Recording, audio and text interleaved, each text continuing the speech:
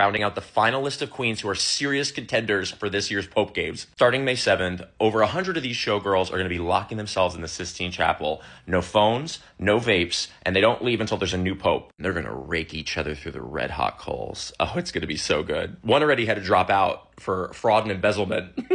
Diva down. They'll vote anonymously and then burn the votes every time. And that is the colored smoke you see in the air that lets you know whether they are extending the party or if they're packing it up and hitting the afters. In the 11th and 12th centuries, conclaves were very violent. Like, they would have alliances and factions, and if their side wasn't winning, they would snatch a wig right off. And in 1268, it took them 3 years to elect a pope. And the locals were so pissed that they locked them in, removed the roof, and rationed their food until they elected a new pope. The conclave has happened in many places, like castles and monasteries, but it now happens in the Sistine Chapel. But it is really not meant for this sort of thing because apparently after a few days it smells awful. The girls are gagging, and not in a good way. Very influential this year is Raymond Burke. He's American, and he was Francis's #1 nemesis. Very conservative, very traditional, does not think that divorced people should get the Eucharist. Their souls are not clean enough for that unseasoned wafer. And his Real Housewives tagline is, "You may have split from your spouse, but I'm still married to the truth." Then we have Mr. Mario from Malta, and he was a favorite of Pope Francis. He used to be very conservative, and then he just switched gears. He thinks a lot of issues are very complex, and they deserve complex solutions, and that is how you're going to reach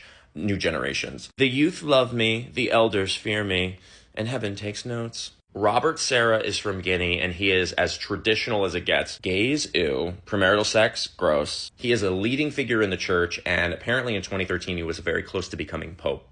Until Francis was like, girl, give me that. He retired 3 years ago and now writes a bunch of books and makes a lot of money, but he is still a very strong contender. I may be off the schedule, but I'm still booked, and every verse is fire and brimstone. Meet Jean-Marc from France, and allegedly Francis wants him to be pope most. Though I read that on like half of these guys. Like, I feel like Francis told everyone that. His #1 thing is that we should be prioritizing the poor, and we don't do it enough. They wine and dine the donors. I break bread with the broke. This is Anders from Sweden, and he is traditional on issues of sex and gender, but progressive with the environment. But cardinals have said they don't think he's a strong enough leader. They think he's too shy. I may not command the room, but I'll crack your secrets wide open. Then we have Wim. He is Dutch, and he was a major hater of Francis. He is a very conservative medical doctor. He once fired a parish treasurer because they were trans. And for people who remarry, you have a special place in hell. You can say I do again, but heaven already said you don't. Watch parts 1 and 2 to learn about the other cardinals and leave a comment on who is your favorite.